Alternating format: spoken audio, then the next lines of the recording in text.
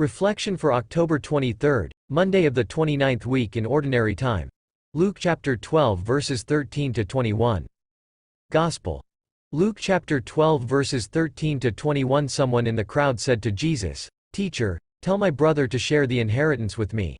He replied to him, "Friend, who appointed me as your judge and arbitrator?" Then he said to the crowd, "Take care to guard against all greed, for though one may be rich, one's life does not consist of possessions." Then he told them a parable. There was a rich man whose land produced a bountiful harvest. He asked himself, "What shall I do, for I do not have space to store my harvest?" And he said, "This is what I shall do.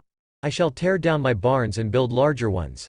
There I shall store all my grain and other goods, and I shall say to myself, now as for you, you have so many good things stored up for many years, rest, eat, drink, be merry." But God said to him, "You fool, this night your life will be demanded of you. And the things you have prepared, to whom will they belong? Thus will it be for the one who stores up treasure for himself but is not rich in what matters to God." Reflection. Which would you prefer, to have the treasures of this world or to possess treasures about God? Many of us would certainly prefer to have worldly treasures rather than possess knowledge about God. Why? Because this is what this world is teaching us, to have and accumulate worldly treasures. How about the choice to possess God? Perhaps only a few would prefer to possess God. This materially centered world would always dictate upon us to have whatever material possession that we can possess so that we can attain worldly success in whatever manner possible. But earthly success is not in the vocabulary of God. What God wants from us is for us to become His followers.